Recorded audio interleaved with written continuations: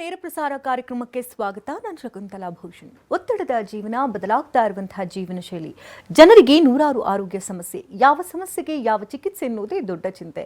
ಇಂತಹ ಸಮಸ್ಯೆ ಇರೋರಿಗೆ ಒಂದೇ ವೇದಿಕೆಯಲ್ಲಿ ಸಿಗುತ್ತೆ ಉತ್ತರ. ಇದೇ ಜೀವನನ ವಿಶೇಷ ಕಾರ್ಯಕ್ರಮ ನಿಮ್ಮ ಡಾಕ್ಟರ್.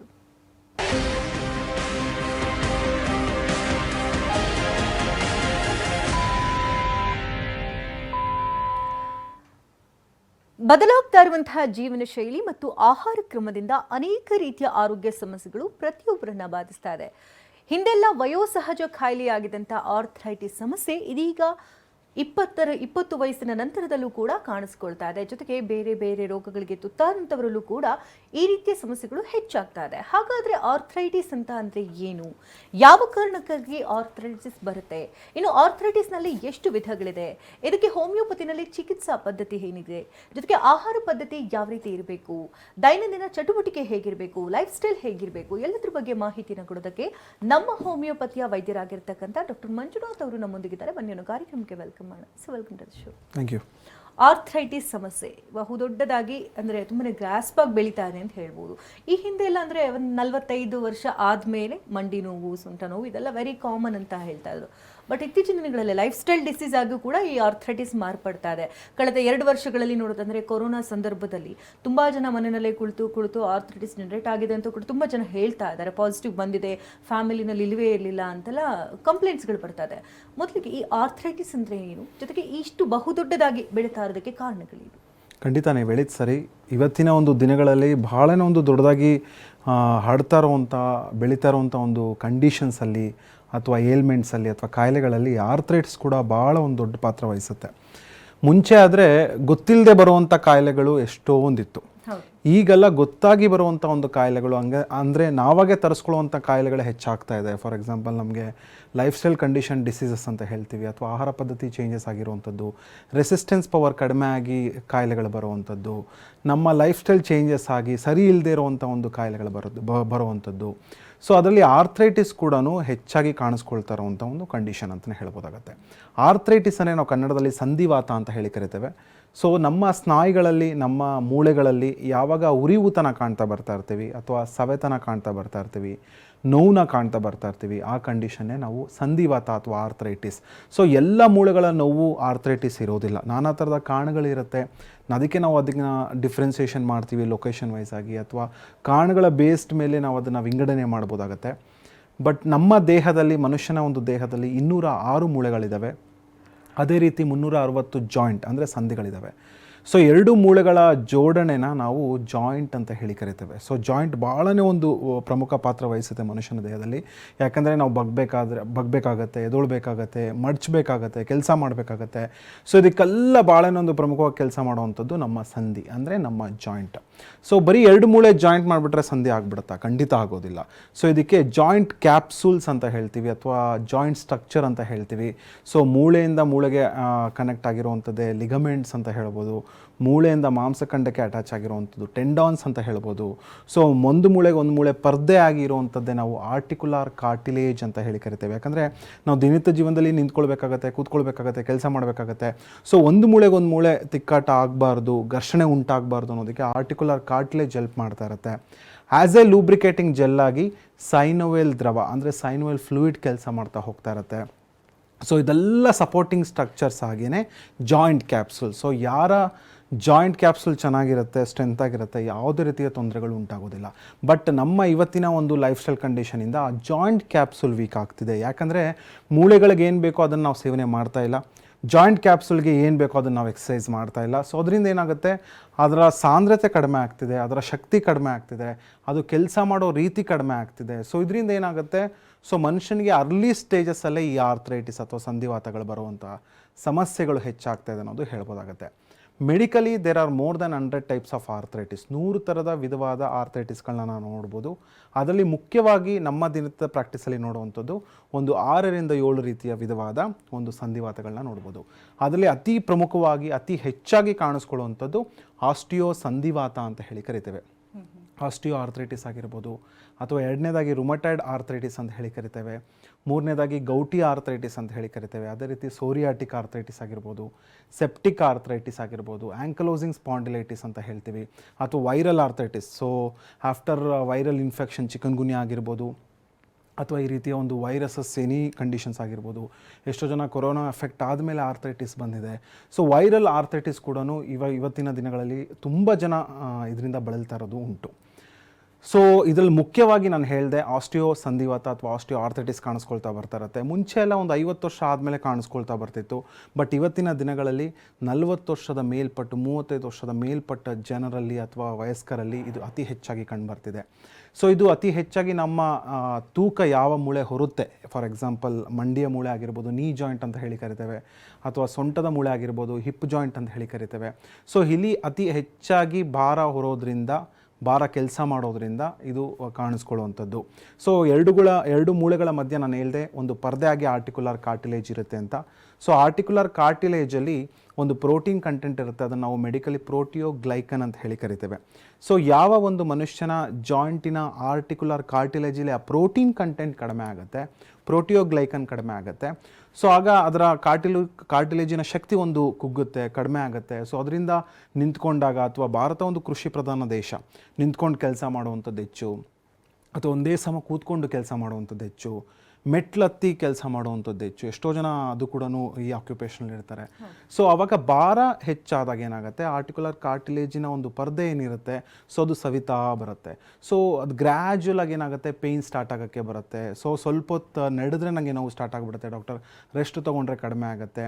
ಸೊ ಏನೋ ಒಂಥರ ನಡೀತಿದ್ರೆ ಕ್ರಿಪಿಟಸ್ ಅಂತ ಹೇಳ್ತೀವಿ, ಸೌಂಡ್ ಬರ್ತಾ ಹೋಗ್ತಾ ಇರುತ್ತೆ. ಎರಡು ಮೂಳೆಗಳ ಘರ್ಷಣೆ ಉಂಟಾದರೆ ಸೌಂಡ್ ಬರುತ್ತೆ. ಸೊ ಈ ರೀತಿಯ ಒಂದು ಕ್ರಿಪಿಟಸ್ ಬರುವಂಥದ್ದು, ನೋವು ಉಂಟಾಗುವಂಥದ್ದು, ಸ್ವೆಲ್ಲಿಂಗ್ ಆಗುವಂಥದ್ದು, ರೆಡ್ನೆಸ್ ಆಗುವಂಥದ್ದು, ಇದೆಲ್ಲ ನಾವು ಆಸ್ಟಿಯೋ ಆರ್ಥ್ರೈಟಿಸಿನ ಒಂದು ಲಕ್ಷಣ ಅಂತ ಹೇಳ್ಬೋದಾಗತ್ತೆ. ಅದೇ ರೀತಿ ಎರಡನೇದಾಗಿ ಕಾಣಿಸ್ಕೊಳ್ಳುವಂಥದ್ದೇ ರುಮಟಾಯ್ಡ್ ಆರ್ಥ್ರೈಟಿಸ್. ಸೊ ತುಂಬ ಜನಕ್ಕೆ ಇದು ಗೊತ್ತಿಲ್ಲ ರುಮಟಾಯ್ಡ್ ಅಂದರೆ ಏನು ಅಂತ. ಸೊ ರುಮಟಾಯ್ಡ್ ಆರ್ಥ್ರೈಟಿಸ್ ಅನ್ನೋದು ಒಂದು ಆಟೋ ಇಮ್ಯೂನ್ ಕಂಡೀಷನ್ ಅಂತ ಹೇಳ್ತೀವಿ, ಅಥವಾ ಆಟೋ ಇಮ್ಯೂನ್ ಡಿಸೀಸ್ ಅಂತ ಹೇಳ್ತೀವಿ. ಇದರ ಎಕ್ಸ್ಪ್ಲನೇಷನ್ ಕೊಡಬೇಕು ಅಂತ ಹೇಳಿದ್ರೆ, ಪ್ರತಿಯೊಬ್ಬರ ಮನುಷ್ಯನ ದೇಹದಲ್ಲಿ ರೋಗ ನಿರೋಧಕ ಶಕ್ತಿ ಅಂದರೆ ರೆಸಿಸ್ಟೆನ್ಸ್ ಪವರ್ ಇರುತ್ತೆ. ಈ ರೋಗ ನಿರೋಧಕ ಶಕ್ತಿ ನಮ್ಮ ಕಣಗಳು ಅಥವಾ ನಮ್ಮ ಕಾರ್ಟಿಲೇಜ್ ಏನೇ ಒಂದು ಅದು ಪ್ರೊಟೆಕ್ಟಿವ್ ಆಗಿ ಕೆಲಸ ಮಾಡಬೇಕು. ಸೊ ಈ ರೀತಿ ಒಂದು ಆಟೋಮ್ಯೂನ್ ಕಂಡೀಷನ್ಸಲ್ಲಿ ಏನಾಗುತ್ತೆ, ಅದು ಪ್ರೊಟೆಕ್ಟ್ ಮಾಡೋ ಬದಲು ಡೆಸ್ಟ್ರಾಯ್ ಮಾಡ್ತಾ ಹೋಗ್ತಾ ಇರುತ್ತೆ. ಸೊ ನಮ್ಮ ಕಣಗಳನ್ನ ಡೆಸ್ಟ್ರಾಯ್ ಮಾಡ್ತಾ ಹೋಗ್ತಾ ಇರುತ್ತೆ, ನಮ್ಮ ಕಾರ್ಟಿಲೇಜ್ನ ಡೆಸ್ಟ್ರಾಯ್ ಮಾಡ್ತಾ ಹೋಗ್ತಾ ಇರುತ್ತೆ, ನಮ್ಮ ಜಾಯಿಂಟ್ ಕ್ಯಾಪ್ಸುಲ್ನ ಡೆಸ್ಟ್ರಾಯ್ ಮಾಡ್ತಾ ಹೋಗ್ತಾ ಇರುತ್ತೆ. ಸೊ ಇದರಿಂದ ರುಮಟಾಯ್ಡ್ ಆರ್ಥ್ರೈಟಿಸಿನ ಒಂದು ಲಕ್ಷಣಗಳು ಸ್ಟಾರ್ಟ್ ಆಗುತ್ತೆ. ಸೊ ಯಾವಾಗ ಆಸ್ಟಿಯೋ ಆರ್ಥ್ರೈಟಿಸ್ 40 ವರ್ಷದ ಮೇಲ್ಪಟ್ಟು ಬರುತ್ತೆ, ಸೊ ಈ ರುಮಟಾಯ್ಡ್ ಆರ್ಥ್ರೈಟಿಸ್ಗೆ ಯಾವುದೇ ರೀತಿಯ ವಯಸ್ಸಿನ ಇತಿಮಿತಿ ಇಲ್ಲ. ಒಂದು 10 ವರ್ಷದ ಮಕ್ಕಳಲ್ಲೂ ಬರ್ಬೋದು, 20 ವರ್ಷದ ಒಂದು ಹುಡುಗನಲ್ಲಿ ಬರ್ಬೋದು, 30 ವರ್ಷದ ಒಂದು ವಯಸ್ಕರಲ್ಲೂ ಕೂಡ ಬರ್ತಾ ಹೋಗ್ಬೋದಾಗುತ್ತೆ. ಇದಕ್ಕೆ ಮುಖ್ಯ ಕಾರಣ ನಮ್ಮ ಹೆರಿಡಿಟ್ರಿ ಅಂದರೆ ಆನುವಂಶಿಕತೆ. ತಂದೆಗೆ ರುಮಟಾಯ್ಡ್ ಆರ್ಥ್ರೈಟಿಸ್ ಇರುವಂಥದ್ದು, ಅಥವಾ ತಾಯಿಗೆ ರುಮಟಾಯ್ಡ್ ಆರ್ಥ್ರೈಟಿಸ್ ಇರುವಂಥದ್ದು, ಅಥವಾ ತಾತ ಅಜ್ಜಿಗೆ ಪೆಟ್ರನಲ್ ಸೈಡ್ ಯಾರಿಗಾದರೂ ರುಮಟಾಯ್ಡ್ ಆರ್ಥ್ರೈಟಿಸ್ ಫ್ಯಾಕ್ಟರ್ ಹೆಚ್ಚಿರುವಂಥದ್ದು, ಅಥವಾ ಎನಿ ಆಟೋಮ್ಯೂನ್ ಕಂಡೀಷನ್ಸ್ ಇರುವಂಥದ್ದು, ಅವರ ನೆಕ್ಸ್ಟ್ ಜನ್ರೇಷನ್ ಮಕ್ಕಳಿಗೆ ಬರುವಂಥ ಸಾಧ್ಯತೆ ಖಂಡಿತ ಇರುತ್ತೆ. ಮತ್ತು ಮತ್ತೊಂದು ಕಾರಣ ರುಮಟಾಯ್ಡ್ ಆರ್ಥ್ರೈಟಿಸ್ ಬರೋದಕ್ಕೆ ಮಾನಸಿಕ ಒತ್ತಡ. ಸೊ ಇವತ್ತಿನ ಒಂದು ದಿನಗಳಲ್ಲಿ, ಇವತ್ತಿನ ಒಂದು ಜಗತ್ತಲ್ಲಿ ಟೆನ್ಷನ್ ಇಲ್ಲದೇ ಇರುವಂಥ ಒಂದು ವ್ಯಕ್ತಿ ಖಂಡಿತ ಇಲ್ಲ. ಒಂದು ಸಣ್ಣ ಮಗುವಿನಿಂದ ಹಿಡಿದು ಸಾಫ್ಟ್ವೇರ್ ಇಂಜಿನಿಯರ್ವರೆಗೂ ಒತ್ತಡ, ಟೆನ್ಷನ್, ಸ್ಟ್ರೆಸ್ ಅನ್ನೋದು ಖಂಡಿತ ಇರುತ್ತೆ. ಸೊ ಸ್ಟ್ರೆಸ್ನ ಯಾವಾಗ ಅದು ಡಿಸ್ಟ್ರೆಸ್ ಆಗ್ತಾ ಹೋಗ್ತಾ ಇರುತ್ತೆ, ಮನುಷ್ಯನಿಗೆ ಆಟೋ ಇಮ್ಯುನಿಟಿ ಕಂಡೀಷನ್ ಬರುವಂಥ ಸಾಧ್ಯತೆ ಖಂಡಿತ ಇರುತ್ತೆ. ಸೊ ರುಮಟಾಯ್ಡ್ ಆರ್ಥ್ರೈಟಿಸಲ್ಲಿ ಒಂದು ಮೂಳೆಗೆ ಸೀಮಿತ ಖಂಡಿತ ಇಲ್ಲ. ಸೊ ಸ್ಮಾಲರ್ ಜಾಯಿಂಟ್ಸ್ ಕೂಡ ಅಫೆಕ್ಟ್ ಆಗ್ತಾ ಹೋಗ್ತಾ ಇರುತ್ತೆ, ಅದೇ ರೀತಿ ಲಾರ್ಜರ್ ಜಾಯಿಂಟ್ಸ್ ಕೂಡ ಅಫೆಕ್ಟ್ ಆಗ್ತಾ ಹೋಗ್ತಾ ಇರುತ್ತೆ. ನಾವು ಎಷ್ಟೋ ಜನರಲ್ಲಿ ನೋಡಿರ್ಬೋದು, ಸ್ವಲ್ಪ ಕೈಯಿನ ಬೆರಳುಗಳಲ್ಲಿ ಯಾಕೋ ನೋವು ಬರ್ತಾ ಇದೆ, ತುಂಬಾ ಸ್ಟಿಫ್ನೆಸ್ ಉಂಟಾಗ್ತಾ ಇದೆ. ಸೊ ನಾನು 1 kg ಕೂಡ ಲಿಫ್ಟ್ ಮಾಡೋಕ್ಕಾಗೋದಿಲ್ಲ, ಒಂದು ಶರ್ಟ್ ಬಟನ್ ಕೂಡ ವೇರ್ ಮಾಡೋಕ್ಕಾಗೋದಿಲ್ಲ, ಒಂದು ಕೂಂಬಿಂಗ್ ಮಾಡೋಕ್ಕಾಗೋದಿಲ್ಲ. ಈ ರೀತಿಯ ಒಂದು ಸ್ಟಿಫ್ನೆಸ್ಗೆ, ಈ ರೀತಿಯ ಒಂದು ಬಿಗಿತದ ಭಾವನೆಗೆ ಸೊ ಅವರು ಒಳಗಾಗ್ತಾ ಬರ್ತಾ ಇದ್ದಾರೆ.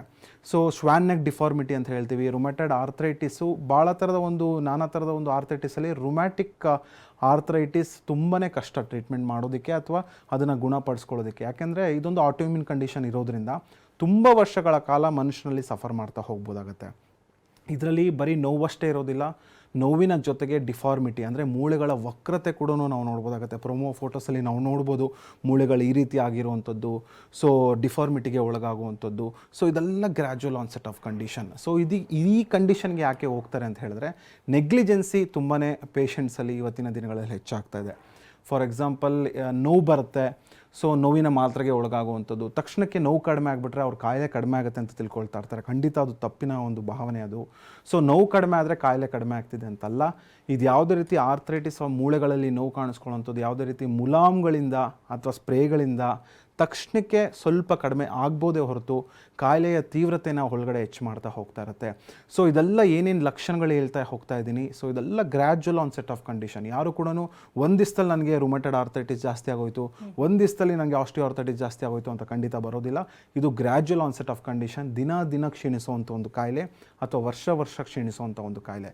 ಬಟ್ ಕರೆಕ್ಟಾದ ಒಂದು ಸಮಯದಲ್ಲಿ ಕರೆಕ್ಟಾದ ಒಂದು ಚಿಕಿತ್ಸೆನ ಪಡ್ಕೊಂಡ್ರೆ ಸೊ ನೋವು ಕೂಡ ಕಡಿಮೆ ಮಾಡ್ಬೋದು, ಕಾಯಿಲೆಯ ತೀವ್ರತೆ ಕೂಡ ಕಡಿಮೆ ಮಾಡ್ಬೋದು.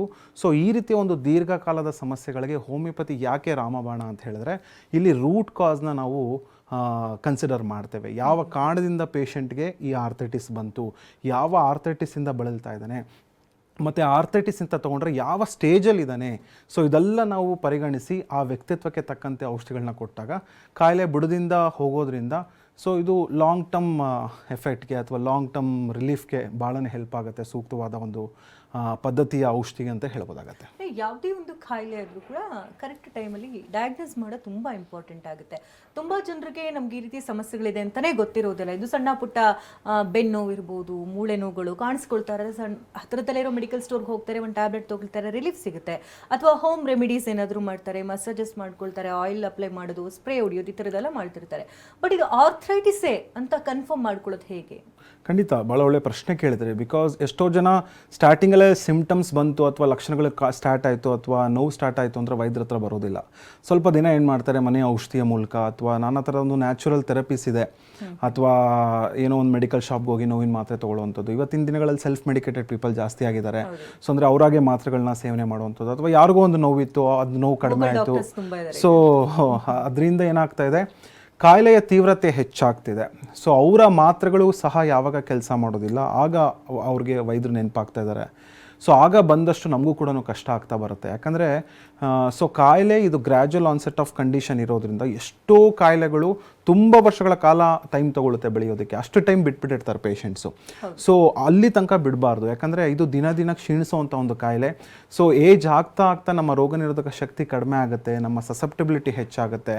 ಸೊ ಇದರಿಂದ ಏನಾಗುತ್ತೆ, ಕರೆಕ್ಟಾದ ಒಂದು ಸಮಯದಲ್ಲಿ ಡಯಾಗ್ನೋಸ್ ಮಾಡೋದು ಭಾಳ ಇಂಪಾರ್ಟೆಂಟು. ಸೊ ಎಲ್ಲ ಆರ್ಥ್ರೈಟಿಸಿನ ಒಂದು ಲಕ್ಷಣ ನೋವು, ಸವೆತ, ಊತ ಆದರೆ ಬಟ್ ಒಂದು ಆರ್ಥ್ರೈಟಿಸಿನ ಇಂದಿನ ಕಾರಣಗಳು ಡಿಫ್ರೆಂಟ್ ಇರ್ತಾ ಹೋಗ್ತಾ ಇರುತ್ತೆ. ಸೊ ಆ ಕಾರಣನ ನಾವು ಆ್ಯಸ್ ಎ ವೈದ್ಯರಾಗಿ ಪರಿಗಣಿಸಬೇಕಾಗತ್ತೆ. ಸೊ ಯಾಕೆ ಬಂತು, ಯಾವ ಏಜಲ್ಲಿ ಬಂತು, ಹೆರಿಡಿಟ್ರಿ ಫ್ಯಾಕ್ಟರಿಂದ ಬಂತ, ಅವನ ಮೇಂಟೆನೆನ್ಸ್ ಕಾಸಸ್ಸಿಂದ ಬಂತ, ಅಥವಾ ಏನೋ ಒಂದು ಲೈಫ್ ಸ್ಟೈಲ್ ಕಂಡೀಷನಿಂದ ಬಂತ ಅಂತ ತಿಳ್ಕೊಂಡು ಆ ಕಾರಣನ ತೆಗೆಯುವಂಥದ್ದು ಇಂಪಾರ್ಟೆಂಟು. ಪ್ಯಾರಲಲ್ಲಿ ಅದರ ತಕ್ಕಂತೆ ಅದರ ಸಂಬಂಧಪಟ್ಟ ಒಂದು ಔಷಧಿಗಳನ್ನ ಕೊಡುವಂಥದ್ದು ಕೂಡ ಬಹಳ ಮುಖ್ಯ ಅಂತ ಹೇಳ್ಬೋದಾಗತ್ತೆ. ಇನ್ನಷ್ಟು ಮಾಹಿತಿಯನ್ನು ಪಡ್ಕೊಳ್ತೀನಿ. ಇವತ್ತಿನ ಸಂಚಿಕೆಯಲ್ಲಿ ಆರ್ಥ್ರೈಟಿಸ್ ಸಮಸ್ಯೆಗಳ ಬಗ್ಗೆ ಮಾತನಾಡ್ತಾ ಇದ್ವಿ. ನಮ್ಮ ಹೋಮಿಯೋಪತಿಯ ವೈದ್ಯರಾಗಿರ್ತಕ್ಕಂಥ ಡಾಕ್ಟರ್ ಮಂಜುನಾಥ್ ಅವರು ನಮ್ಮೊಂದಿಗಿದ್ದಾರೆ. ಇನ್ನಷ್ಟು ಮಾಹಿತಿಯನ್ನು ಪಡ್ಕೊಳ್ಳೋಣ. ಈಗಾಗಲೇ ಒಬ್ರು ಕಾಲರ್ ಕೂಡ ರೆಡಿ ಇದ್ದಾರೆ. ಬೆಂಗಳೂರಿಂದ ಗಂಗೂಬಾಯಿ ಕರೆ ಮಾಡಿದ್ದಾರೆ. ನಮಸ್ತೆ ಗಂಗೂಬಾಯಿ ಅವರೇ. ನಮಸ್ತೆ ಮೇಡಮ್. ಡಾಕ್ಟರ್ ಇದ್ದಾರೆ, ಮಾತನಾಡಿ. ನಮಸ್ತೆ ಗಂಗೂಬಾಯಿ ಅವರೇ, ಹೇಳಿ ಅಮ್ಮ, ಏನು ತೊಂದರೆಗೆ ಕರೆ ಮಾಡಿದ್ರಿ? ಸರ್, ನನಗೆ ಕೆಲಸ ಮಾಡುವಾಗ ಗಂಟು, ಕೈ, ಕಾಲೆಲ್ಲ ತುಂಬಾ ನೋವು, ಬೆರಳೆಲ್ಲ ನೋವಾಗುತ್ತೆ. ಓಕೆ, ಎಷ್ಟು ದಿನದಿಂದ ಕಾಣಿಸ್ಕೊಳ್ತಿದೆ ಅಮ್ಮ? ಈಗ ಒಂದು 6 ತಿಂಗಳಾಯ್ತು ಸರ್. ಈಗ ಓಕೆ, ಎಲ್ಲಾದರೂ ತೋರಿಸಿದ್ರಾ ವೈದ್ಯರ ಹತ್ರ? ತುಂಬಾ ಕಡೆ ತೋರಿಸ್ತಾ ಇದ್ದೀನಿ ಸರ್. ವೆನ್ಲಾಕಲ್ಲಿ, ಇಲ್ಲಿ ಕಂಕನಾಡಿ ಹಾಸ್ಪಿಟ್ಲು. ಓಕೆ, ಏನಾದರೂ ಹೇಳಿದಾರಾ ಈ ಸಮಸ್ಯೆ ಇದೆ ಅಥವಾ ಈ ಆರ್ಥ್ರೈಟಿಸ್ ಇದೆ ಅಂತ ಹೇಳಿ? ಅವ್ರು ಎಲ್ಲ ಬ್ಲಡ್ ಎಲ್ಲ ಚೆಕಪ್ ಮಾಡಿಸುವಾಗ ಎಲ್ಲ ನಾರ್ಮಲ್ ಇದೆ, ಟ್ಯಾಬ್ಲೆಟ್ ತಗೊಳ್ಳಿ ಕಮ್ಮಿ ಆಗುತ್ತೆ ಅಂತ ಹೇಳ್ತಾರೆ ಸರ್. ಓಕೆ ಅಮ್ಮ, ಕರೆಕ್ಟಾದ ಒಂದು ಡಯಾಗ್ನೋಸಿಸ್ ಭಾಳ ಇಂಪಾರ್ಟೆಂಟು. ಎಷ್ಟು ವಯಸ್ಸು ನಿಮಗೆ? ನನಗೆ ಈಗ 48 ಆಗಿದೆ ಸರ್. ಓಕೆ, 48 ವರ್ಷ ಅಂತ ಹೇಳ್ತಾ ಇದ್ದೀರಾ. ಸೊ ಆರ್ಥ್ರೈಟಿಸ್ ಬರೋ ಅಂಥ ಒಂದು ಏಜ್ ಅದೇ ಅಂತ ಹೇಳ್ಬೋದಾಗತ್ತೆ. ಅದು ಮಹಿಳೆಯರಲ್ಲಿ ಹೆಚ್ಚಾಗಿ ಕಾಣಿಸ್ಕೊಳ್ತಾ ಬರುತ್ತೆ. ಸೊ ನಿಮಗೆಲ್ಲ ಮೂಳೆಗಳಲ್ಲಿ ಅಥವಾ ಜಾಯಿಂಟ್ಗಳಲ್ಲಿ ನೋವು ಬರ್ತಿದೆ, ಖಂಡಿತ ರಕ್ತ ಪರೀಕ್ಷೆಯಲ್ಲಿ ವ್ಯತ್ಯಾಸಗಳಿರುತ್ತೆ. ಸೊ ರಕ್ತ ಪರೀಕ್ಷೆಯಲ್ಲಿ CRP ಅಂತ ಹೇಳ್ತೀವಿ, ಸಿ ರಿಯಾಕ್ಟಿವ್ ಪ್ರೋಟೀನ್, ಅಥವಾ RA ಫ್ಯಾಕ್ಟರ್ ಏನಾದರೂ ಹೆಚ್ಚಿದೆಯಾ, ರುಮೆಟೆಡ್ ಆರ್ಥ್ರೈಟಿಸ್ ಏನಾದ್ರು ಇದೆಯಾ, ಅಥವಾ ಇವತ್ತಿನ ದಿನಗಳಲ್ಲಿ ಗೌಟಿ ಆರ್ಥ್ರೈಟಿಸಿನ ಒಂದು ಲಕ್ಷಣಗಳು ಕೂಡ ಕಾಣ್ತಾ ಬರ್ತಾ ಇದೆ. ಯೂರಿಕ್ ಆ್ಯಸಿಡ್ ಅಂಶ ಅನ್ನೋದು ಚೆಕ್ ಮಾಡಿಸ್ತಾ ಬರಬೇಕಾಗತ್ತೆ. ಸೊ ಬ್ಲಡ್ಡಲ್ಲಿ ಕ್ಯಾಲ್ಶಿಯಂ ಕಂಟೆಂಟ್ ಕಂಟೆಂಟ್ ಎಷ್ಟಿದೆ, ವಿಟಮಿನ್ ಡಿ ಕಂಟೆಂಟ್ ಎಷ್ಟಿದೆ. ಸೊ ಆರ್ಥ್ರೈಟಿಸ್ ಪ್ರೊಫೈಲ್ ಅಂತ ಹೇಳ್ತೀವಿ, ಇದೆಲ್ಲ ನಾನು ಏನು ಹೇಳಿದೆ ಆರ್ಥ್ರೈಟಿಸ್ ಪ್ರೊಫೈಲ್, ಅದನ್ನು ಒಂದ್ಸರಿ ಪರೀಕ್ಷೆ ಮಾಡಿಸಿ ಸೊ ಅದ್ರಲ್ಲಿ ಏನಾದರೂ ಒಂದು ವ್ಯತ್ಯಾಸ ಇದ್ದೇ ಇರುತ್ತೆ. ಸೊ ಅದ್ರ ತಕ್ಕಂತೆ ಔಷಧಿಗಳನ್ನ ಕೊಡ್ಬೋದಾಗುತ್ತೆ. ಸೊ ಯಾವುದೇ ರೀತಿ ಮುಲಾಮ್ಗಳಿಗೆ ಮೊರೆ ಹೋಗುವಂಥದ್ದು, ಸ್ಪ್ರೇಗಳಿಗೆ ಮೊರೆ ಹೋಗುವಂಥದ್ದು, ತಕ್ಷಣಕ್ಕೆ ಜಸ್ಟ್ ನೋವಿನ ಮಾತ್ರೆ ತೊಗೊಳ್ಳುವಂಥದ್ದು ಖಂಡಿತ ಮಾಡಬೇಡಿ ಅಮ್ಮ. ಸೊ ಇವಾಗ ಈ ಏಜಲ್ಲಿ ನೀವು ಕರೆಕ್ಟಾದ ಒಂದು ಸಮಯದಲ್ಲಿ ಚಿಕಿತ್ಸೆನ ಪಡ್ಕೊಂಡ್ರೆ ಮುಂದೆ ಸಫರ್ ಆಗದೆ ಇರೋಂಗೆ ನೋಡ್ಕೊಳ್ಬೋದಾಗತ್ತೆ, ಮತ್ತು ಕಾಂಪ್ಲಿಕೇಶನ್ ಸಹ ಅವಾಯ್ಡ್ ಮಾಡ್ತಾ ಬರ್ಬೋದಾಗತ್ತೆ. ಧನ್ಯವಾದ ಗಂಗೂಬಾಯಿ ಅವರೇ ಕರೆ ಮಾಡೋದಕ್ಕಾಗಿ. ಇನ್ನೀಗ ಆರ್ಥ್ರೈಟಿಸ್ ಸಮಸ್ಯೆಗೆ ತುಂಬ ಜನ ಅಂದರೆ ಬೇರೆ ಬೇರೆ ರೀತಿಯ ಮೆಡಿಸಿನ್ಸ್ಗೆ ಹೋಗಿರ್ತಾರೆ, ಅಂದರೆ ಬೇಗ ರಿಲೀಫ್ ಸಿಗುತ್ತೆ ಅನ್ನುವಂಥ ನಿಟ್ಟಿನಲ್ಲಿ. ಒಬ್ಬರ ದೇಹ ಪ್ರಕೃತಿಗಿಂತ ಮತ್ತೊಬ್ಬರದ್ದು ವಿಭಿನ್ನವಾಗಿರುತ್ತೆ. ಸೊ ಅದನ್ನು ನೋಡ್ಕೊಂಡು ಕೂಡ ಇಂಪಾರ್ಟೆಂಟ್ ಆಗಿ ಮೆಡಿಸಿನ್ಸ್ನ ಕೊಡಬೇಕಾಗುತ್ತೆ. ಜೊತೆಗೆ ಆಹಾರ ಕ್ರಮ ಕೂಡ ತುಂಬಾ ಇಂಪಾರ್ಟೆಂಟ್ ಆಗಿದೆ. ತುಂಬ ಜನ ಹೇಳ್ತಾರೆ ನಾವು ಡಯಟ್ ಮಾಡ್ತಾ ಇದ್ದೀವಿ ಆದರೂ ನಮ್ಗೆ ಯಾಕೆ ಈ ರೀತಿ ಆಗ್ತಾ ಇದೆ, ಎಲ್ಲ ಮೇಂಟೈನ್ ಮಾಡ್ತಿದ್ದೀವಿ, ಲೈಫ್ ಸ್ಟೈಲ್ ಬ್ಯಾಲೆನ್ಸ್ ಮಾಡ್ತಾ ಇದ್ವಿ ಆದರೂ ಕೂಡ ರೋಗ ಉಲ್ಬಣ ಆಗ್ತಿದೆ ಅನ್ನುವಂಥ ಕಂಪ್ಲೇಂಟ್ಸ್ಗಳು ಕೂಡ ಹೇಳ್ತಿರ್ತಾರೆ. ಸೊ ಇದಕ್ಕೆಲ್ಲ ಉತ್ತರ ಕೊಡೋದಾದರೆ ಖಂಡಿತ ಪ್ರತಿಯೊಬ್ಬರ ದೇಹದ ಒಂದು ಪರಿಸ್ಥಿತಿ ಡೆಫಿನೆಟ್ಲಿ ಡಿಫ್ರೆಂಟ್ ಇರುತ್ತೆ. ಸೊ ಆರ್ಥ್ರೈಟಿಸಿನ ಒಂದು ಲಕ್ಷಣ ಅಂತ ಹೇಳಿದ್ರೆ ಎಲ್ಲರಿಗೂ ಒಂದೇ ರೀತಿಯ ಒಂದು ನೋವು ಇರ್ಬೋದು. ನೋವಿನ ಒಂದು ತೀವ್ರತೆ ಒಬ್ಬರಲ್ಲಿ ಹೆಚ್ಚಿರುತ್ತೆ, ಒಬ್ಬರಲ್ಲಿ ಕಡಿಮೆ ಇರುತ್ತೆ. ಬಟ್ ಪ್ರತಿಯೊಬ್ಬರ ಕಾಯಿಲೆಯ ಹಿಂದಿನ ಕಾರಣಗಳು ಅಥವಾ ಕಾಸ್ ಅಂತ ಹೇಳ್ತೀವಿ, ಅದು ಭಾಳನೇ ಒಂದು ವ್ಯತ್ಯಾಸಗಳಿಗೆ ಒಳಗಾಗಬೇಕಾಗತ್ತೆ. ಆ್ಯಸ್ ಎ ವೈದ್ಯರಾಗಿ ನಾವು ಅದನ್ನು ಕಂಡುಹಿಡಿಯುವಂಥದ್ದು ಭಾಳ ಇಂಪಾರ್ಟೆಂಟು. ಜಸ್ಟ್ ಸಿಂಪ್ಟಮ್ಯಾಟಿಕ್ ರಿಲೀಫ್ ಕೊಡಬೇಕು, ಸಿಂಪ್ಟಮ್ಯಾಟಿಕ್ ಟ್ರೀಟ್ಮೆಂಟ್ ಕೊಡಬೇಕು ಅನ್ನೋದು ಖಂಡಿತ ಹೋಮಿಯೋಪತಿಲಿ ಇರೋದಿಲ್ಲ. ಸೊ ಹೋಮಿಯೋಪತಿಯ ತತ್ವನೇ ಇಂಡಿವಿಜುವಲಿಟಿ ಅಂತ ಹೇಳ್ತೀವಿ, ಅಂದರೆ ಒಂದು ವ್ಯಕ್ತಿಗೆ ಇನ್ನೊಂದು ವ್ಯಕ್ತಿ ಯಾವ ರೀತಿ ವಿಭಿನ್ನ ಇದ್ದಾನೆ ಅಂತ ಹೇಳಿ. ಫಾರ್ ಎಕ್ಸಾಂಪಲ್, ಇವಾಗ ಒಂದು 100 ಜನಕ್ಕೆ ನಾವು ಆರ್ಥ್ರೈಟಿಸ್ನ ಪೇಷಂಟಿಗೆ ಒಂದು ಔಷಧಿ ಕೊಟ್ವಿ, ವಾಸಿ ಆಯಿತು ಅಂತ ಹೇಳಿದ್ರೆ ಆ ಔಷಧಿನ 101ನೇ ಒಂದು ಪೇಷಂಟ್ಗೆ ನಾವು ಕೊಟ್ಟರೆ ಅದು ವಾಸಿ ಆಗೋದಿಲ್ಲ. ಬಿಕಾಸ್ ಪ್ರತಿಯೊಬ್ಬರ ವ್ಯಕ್ತಿತ್ವ ಡಿಫ್ರೆಂಟ್ ಇರುತ್ತೆ, ಪ್ರತಿಯೊಬ್ಬರ ಕಾಯಿಲೆಯ ತೀವ್ರತೆ ಡಿಫ್ರೆಂಟ್ ಇರುತ್ತೆ, ಕಾರಣ ಡಿಫ್ರೆಂಟ್ ಇರುತ್ತೆ. ಸೊ ಆ ಮೆಡಿಸಿನ್ಸು ಪೇಷಂಟ್ಗೆ ಹೊಂದುವಂಥ ಒಂದು ಮೆಡಿಕೇಷನ್ಸ್ ಇರಬೇಕಾಗತ್ತೆ. ಸೊ ಆರ್ಥ್ರೈಟಿಸಿನ ಒಂದು ಲಕ್ಷಣಗಳು ಕೂಡ ಅದೇ ರೀತಿ ಇಂಡಿವಿಜುವಲಿಟಿಯಾಗಿ ತೋರಿಸ್ತಾ ಹೋಗ್ತಾ ಇರುತ್ತೆ. ಎಲ್ಲ ಲಕ್ಷಣ ಎಲ್ಲರಲ್ಲೂ ಇರಬೇಕು ಅಂತಿರೋದಿಲ್ಲ. ಸೊ ಒಂದೇ ಕಾರಣ ಎಲ್ಲದರಲ್ಲೂ ಬರಬೇಕು ಅಂತಿರೋದಿಲ್ಲ. ಎಷ್ಟೋ ಜನರಲ್ಲಿ ನಾರ್ಮಲ್ ಲೈಫ್ ಸ್ಟೈಲ್ ಇರುತ್ತೆ, ಬಟ್ ಆರ್ಥ್ರೈಟಿಸ್ ಉಲ್ಬಣ ಆಗ್ತಾ ಹೋಗ್ತಾ ಇರುತ್ತೆ. ಬಟ್ ಎಷ್ಟೋ ಜನಕ್ಕೆ ನೀವು ಹೇಳ್ದಂಗೆ ಲೈಫ್ ಸ್ಟೈಲ್ ತುಂಬ ಚೆನ್ನಾಗಿರುತ್ತೆ, ಯಾವುದೇ ರೀತಿ ಬ್ಯಾಡ್ ಹ್ಯಾಬಿಟ್ಸ್ ಇರೋದಿಲ್ಲ, ಯಾವುದೇ ರೀತಿಯ ಫುಡ್ ವ್ಯತ್ಯಾಸ ಇರೋದಿಲ್ಲ, ಬಟ್ ಆರ್ಥ್ರೈಟಿಸ್ ಕಾಣಿಸ್ಕೊಳ್ತಾ ಬರ್ತಾ ಇರುತ್ತೆ. ಸೊ ಎಷ್ಟೋ ಜನಕ್ಕೆ ನಾವು ಹೇಳ್ಬೋದು ಇಡಿಯೋಪತಿಕ್ ಕಾಸ್ ಅಂತ ಹೇಳ್ತೀವಿ, ಕಾರಣನೇ ಗೊತ್ತಿರೋದಿಲ್ಲ. ಸೊ ಆರ್ಥ್ರೈಟಿಸಿನ ಒಂದು ಲಕ್ಷಣಗಳು, ಆರ್ಥ್ರೈಟಿಸಿನ ಒಂದು ಡಿಸೀಸ್ ಬರ್ತಾ ಹೋಗ್ತಾ ಇರುತ್ತೆ. ಸೊ ಇದನ್ನೆಲ್ಲ ನಾವು ಪರಿಗಣಿಸಬೇಕಾಗತ್ತೆ. ಅದಕ್ಕೆ ಹೋಮಿಯೋಪತಿಲಿ ನಾವು ಡೀಟೇಲ್ ಕೇಸ್ ಹಿಸ್ಟ್ರಿನ ಅದಕ್ಕೆ ನಾವು ತಗೊಳ್ಳುವಂಥದ್ದು. ಯಾಕೆ ಬಂತು, ಯಾವಾಗ ಬಂತು. ಸೊ ನಮ್ಮಲ್ಲಿ ಒಂದು ಕ್ಯಾಪ್ಷನ್ ಇದೆ, ಪ್ರಶ್ನಿಸದೆ ಒಪ್ಪಬೇಡಿ ಅಂತ ಹೇಳಿ. Don't accept without questioning. ಅಂದರೆ ಯಾವುದೇ ರೀತಿ ಪೇಷಂಟ್ ಹೇಳಿದ್ರು ಅಂತ ನಾವು ಅಕ್ಸೆಪ್ಟ್ ಮಾಡ್ತಾ ಹೋಗೋದಿಲ್ಲ. ಸೊ ಅದಕ್ಕೆ ಒಂದು ಕರೆಕ್ಟಾದ ಒಂದು ವೇ ಅನ್ನೋದಿರುತ್ತೆ. ಹೋಮಿಯೋಪತಿ ಔಷಧಿ ಮೂಲಕ ಕೊಟ್ಟ ಮೇಲೆ ಇದೇ ನೋವು ಕಡಿಮೆ ಆಗುತ್ತೆ, ಇಷ್ಟರಲ್ಲೇ ಕಡಿಮೆ ಆಗುತ್ತೆ ಅನ್ನೋದು ಒಂದು ಪ್ರಿಡಿಕ್ಟ್ ಮಾಡ್ತಾ ಬರ್ಬೋದಾಗತ್ತೆ. ಸೊ ಈ ರೀತಿಯ ಮೂಲಕ ಔಷಧಿಗಳು ಕೊಟ್ಟರೆ ಮಾತ್ರನೇ ಔಷಧಿಗಳು ಕೆಲಸ ಮಾಡುತ್ತೆ. ಸೊ ಅದೇ ರೀತಿಯ ನಾವು ರಿಸಲ್ಟ್ಸ್ ಕೂಡ ಆ ರೀತಿಯ ಒಂದು ಎಕ್ಸ್ಪೆಕ್ಟ್ ಮಾಡ್ತಾ ಬರ್ಬೋದು ಅನ್ನೋದು ಹೇಳ್ಬೋದು. ನಮಸ್ತೆ ಗಿರೀಶ್ ಅವರೇ. ಮ್ಯಾಮ್ ನಮಸ್ತೆ. ಡಾಕ್ಟರ್ ಜೊತೆ ಮಾತನಾಡಿ. ನಮಸ್ತೆ ಗಿರೀಶ್ ಅವರೇ, ಹೇಳಿ ಏನು ಸಮಸ್ಯೆ? ಸರ್ ನನಗೆ ಹಲೋ ಹೇಳಿ ಸರ್ ಹೇಳಿ. ಮ್ಯಾಮ್ ನನಗೆ ಒಂದು 3-4 ವರ್ಷದಿಂದನೂ ಬ್ಯಾಕ್ ಪೇನ್ ಸಮಸ್ಯೆ ಬರ್ತಿದೆ ಮ್ಯಾಮ್. ಓಕೆ. ಅದರಲ್ಲಿ ಏನಾಗ್ತು ಅಂದ್ರೆ ನನಗೆ ಕೆಲವೊಂದು ಡಿಪ್ರೆಷನ್ ಮತ್ತೆ ಆಂಗ್ಸೈಟಿ ಡಿಪ್ರೆಷನ್ಗೆ ಟಾಬ್ಲೆಟ್ ತಗೋತಾ ಇದ್ದೆ. ಸರಿ. ಅದು ಒಂದು 4 ವರ್ಷದಿಂದನೂ ಟಾಬ್ಲೆಟ್ ತಗೋತಾ ಇದ್ದೆ ಮ್ಯಾಮ್. ಓಕೆ. ಅದರಿಂದ ಏನಾದ್ರೂ ಬ್ಯಾಕ್ ಪೇನ್ ಬರ್ತಾ ಇದೆಯಾ ಅಂತ ಡಾಕ್ಟರ್ ಅಂದಿದ್ರು ಮಂಡ್ಯದಲ್ಲಿ. ಓಕೆ. ಅದರಿಂದ ಏನಾದ್ರೂ ಬರ್ತಾ ಇದೆಯಾ ಸರ್? ಆಮೇಲೆ ಯೂರಿನರಿ ಟ್ರ್ಯಾಕ್ ಅಲ್ಲಿ ಇನ್ಫೆಕ್ಷನ್ ಆಗಿದೆ, ನಮ್ಗೆ ಜಾಸ್ತಿ ರೀಸೆಸ್ ಹೋಗ್ತಾ ಇದೆ ಅಂತ ಹೇಳ್ಕೊಂಡಿದ್ದೆ ಡಾಕ್ಟರ್ ಹತ್ರ. ಓಕೆ. ಅದಕ್ಕೆ ಕಿಡ್ನಿ ಡಾಕ್ಟರ್ ಹತ್ರ ತೋರಿಸ್ಬೇಕು ಗಿರೀಶ್ ಅಂತ ಹೇಳಿದ್ರು. ಓಕೆ. ನನಗೆ ತುಂಬಾ ಮೇಲಿಂದನೂ ಕೆಳಗಂಟನು ತುಂಬಾ ಒಂಥರ ಸೆಳೆತ ಬರ್ತಾ ಇತ್ತು ಜಾಸ್ತಿ. ಒಂದು 3-4 ವರ್ಷದಿಂದನೂ ಜಾಸ್ತಿ ಬರ್ತಾ ಇತ್ತು ಸರ್. ಓಕೆ ಗಿರೀಶ್ ಅವರೇ, ಹಾಂ ನಿಮ್ಮ ಸಮಸ್ಯೆ ನಂಗೆ ಅರ್ಥ ಆಯಿತು. ಸೊ ಈ ಥರದ ಒಂದು ಕಂಡೀಷನ್ಸಲ್ಲಿ it is a chronic condition, ಅಂದರೆ ಮಲ್ಟಿಪಲ್ ಕಂಡೀಷನ್ಸ್ ಇರೋದ್ರಿಂದ ಸೊ ಒಂದು ದಿವಸ ಕರೆಕ್ಟಾಗಿ ನೋಡಬೇಕಾಗತ್ತೆ, ಒಂದು ಸರಿ ಪರಿಶೀಲನೆ ಮಾಡಬೇಕಾಗತ್ತೆ. ಯಾಕಂದರೆ ನೀವು ಹೇಳ್ತಾ ಇದ್ದೀರಿ ಕಿಡ್ನಿಯ ಇನ್ಫೆಕ್ಷನ್ಸ್ ಆಗಿರ್ಬೋದು ಅಥವಾ ಯೂರಿನರಿ ಟ್ರ್ಯಾಕ್ಟ್ ಇನ್ಫೆಕ್ಷನ್ಸು. ಸೊ ಅದರಿಂದ ಖಂಡಿತ ಬ್ಯಾಕ್ ಪೇನ್ ಬರುವಂಥ ಸಾಧ್ಯತೆಗಳು ಖಂಡಿತ ಇರುತ್ತೆ. ಬ್ಯಾಕ್ ಪೇನ್ ಬಂದಿದ ತಕ್ಷಣ ಆರ್ಥ್ರೈಟಿಸೇ ಇರಬೇಕು, ಸ್ಪಾಂಡಿಲೈಟಿಸೇ ಇರಬೇಕು ಅಂತ ಇರೋದಿಲ್ಲ. ಮತ್ತು ಜೊತೆಗೆ ನೀವು ಹೇಳಿದ್ರಿ ಡಿಪ್ರೆಷನ್ಗೆ ಒಳಗಾಗ್ತೀನಿ ಅಥವಾ ಆಂಗ್ಸೈಟಿ ಅಂತ ಒಂದು ಕಂಡೀಷನ್ ಇದೆ. ಸೊ ಮಾನಸಿಕವಾಗಿ ಬಳಲ್ತಾ ಇರೋವಂಥ ಒಂದು ಸಮಸ್ಯೆಗೆ ಆದಷ್ಟು ನಾವು ಒತ್ತು ಕೊಟ್ಟು ಔಷಧಿಗಳನ್ನ ಕೊಡಬೇಕಾಗತ್ತೆ. ಇದು ಬರೀ ಬ್ಯಾಕ್ ಪೇನ್ಗೆ ಔಷಧಿ ಕೊಡುವಂಥದ್ದಲ್ಲ. ಸೊ ಆ ಥರದ ನೀವು ಔಷಧಿ ತೊಗೊಂಡ್ರೆ ಖಂಡಿತ ವಾಸಿ ಆಗೋದಿಲ್ಲ. ಸೊ ಹೋಮಿಯೋಪತಿಕಲಿ ಹೊಲಿಸ್ಟಿಕ್ ಅಪ್ರೋಚ್ ಅಂತ ಹೇಳ್ತೀವಿ. ಆ್ಯಸ್ ಎ ಹೋಲ್ ನಾವು ಮನುಷ್ಯನ ಟ್ರೀಟ್ಮೆಂಟ್ ಮಾಡಬೇಕೇ ಹೊರತು ಕಾಯಿಲೆನಲ್ಲ. ಸೊ ಮನುಷ್ಯನಲ್ಲಿ ಕರೆಕ್ಟಾದ ಒಂದು ನಿಮ್ಮ ಕಾನ್ಸ್ಟಿಟ್ಯೂಷನ್ ಥೆರಪಿ ಅಂತ ಹೇಳ್ತೀವಿ, ಅಥವಾ ನಿಮ್ಮ ಸ್ವಭಾವಕ್ಕೆ ತಕ್ಕಂಗೆ ಔಷಧಿ ಕೊಟ್ಟಾಗ ಸೊ ಹೋಮಿಯೋಪತಿ ಮೂಲಕ ನಿಮ್ಮ ಆಂಗ್ಸೈಟಿ ಏನಿದೆ ಅದು ಕಡಿಮೆ ಆಗ್ತಾ ಬರುತ್ತೆ, ನಿಮ್ಮ ಡಿಪ್ರೆಷನ್ ಸಿಂಪ್ಟಮ್ಸ್ ಏನಿದೆ ಅದು ಕಡಿಮೆ ಆಗ್ತಾ ಹೋಗ್ತಾ ಇರುತ್ತೆ. ಸೊ ಜೊತೆಗೆ ನಿಮಗೆ ರಿಪೀಟೆಡ್ ಆಗಿ ಬರುವಂಥ ಒಂದು ಯೂರಿನರಿ ಟ್ರ್ಯಾಕ್ಟ್ ಇನ್ಫೆಕ್ಷನ್ಸ್ ಆಗಿರ್ಬೋದು ಅಥವಾ ಬ್ಯಾಕ್ ಪೇನಿನ ಒಂದು ಲಕ್ಷಣಗಳಾಗಿರ್ಬೋದು, ಸೊ ಜೊತೆಗೆ ಕಡಿಮೆ ಆಗುತ್ತೆ. ಸೊ ಈ ಥರದ ಒಂದು ಕಂಡೀಷನ್ಸಲ್ಲಿ ಹೋಮಿಯೋಪತಿಕ್ ಪಾತ್ರ ಭಾಳನೇ ಒಂದು ಒಳ್ಳೆ ನಿಟ್ಟಿನಲ್ಲಿ ಕೆಲಸ ಮಾಡ್ತಾ ಹೋಗ್ತಾ ಇರುತ್ತೆ. ಸೊ ನೀವೆಲ್ಲಿಂದ ಕರೆ ಮಾಡ್ತಾ ಇದ್ದೀರಾ, ನಮ್ಮ ಹೋಮಿಯೋಪತಿ ಶಾಖೆ ಯಾವುದು ಬ್ರ್ಯಾಂಚ್ ಆಗುತ್ತೆ ಹೋಗಿ ಭೇಟಿಯಾಗಿ, ನುರಿತ ವೈದ್ಯರು ಇರ್ತಾರೆ, ನಿಮ್ದು ಹಳೆ ರಿಪೋರ್ಟ್ಸ್ ಎಲ್ಲ ಇದ್ದರೆ ತೊಗೊಂಡೋಗಿ ತೋರಿಸಿ. ಸೊ ನಮಗೆ ಗೈಡೆನ್ಸ್ಗೆ ಗೊತ್ತಾಗುತ್ತೆ ಯಾವ ರೀತಿಯ ಚಿಕಿತ್ಸೆಗಳನ್ನ ಪಡ್ಕೊಂಡಿದ್ದೀರಾ ಅನ್ನೋದು. ಖಂಡಿತ ಹೆಲ್ಪ್ ಮಾಡ್ಬೋದು ಗಿರೀಶ್ ಅವರೇ. ಧನ್ಯವಾದ ಗಿರೀಶ್ ಅವರೇ ಕರೆ ಮಾಡೋದಕ್ಕಾಗಿ. ಇಷ್ಟೊತ್ತು ಕಾರ್ಯಕ್ರಮಕ್ಕೆ ಆಗಮಿಸಿ ಆರ್ಥರೈಟಿಸ್ ಬಗ್ಗೆ ಸಮಗ್ರ ಮಾಹಿತಿನ ನೀಡಿದ್ದಕ್ಕಾಗಿ ಧನ್ಯವಾದಗಳು. ನಮಸ್ತೆ ವೀಕ್ಷಕರೇ, ಡಾಕ್ಟರ್ ಮಂಜುನಾಥ್ ಅವ್ರನ್ನ ಭೇಟಿ ಮಾಡಬೇಕಂದ್ರೆ ಅಡ್ರೆಸ್ ಪ್ಲೇಟ್ ಈ ರೀತಿ ನೋಟ್ ಮಾಡ್ಕೊಳ್ಳಿ. ನಮ್ಮ ಹೋಮಿಯೋಪತಿ ಬೆಂಗಳೂರಿನ ಬ್ರಾಂಚಸ್ ಮಲ್ಲೇಶ್ವರಂ ಮತ್ತು ಜಯನಗರದಲ್ಲಿದೆ. ಇತರೆ ಶಾಖೆಗಳು ಹುಬ್ಬಳ್ಳಿ, ಮೈಸೂರು, ದಾವಣಗೆರೆ, ಕಲಬುರಗಿ, ಹಾಸನ, ಶಿವಮೊಗ್ಗ, ಹೊಸಪೇಟೆ, ಬೆಳಗಾವಿ, ಉಡುಪಿಯಲ್ಲಿದೆ.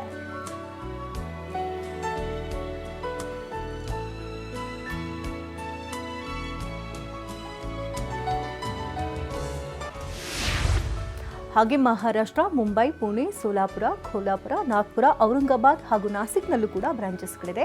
ದೂರವಾಣಿ ಸಂಖ್ಯೆ ಈ ರೀತಿದೆ: 9620240240.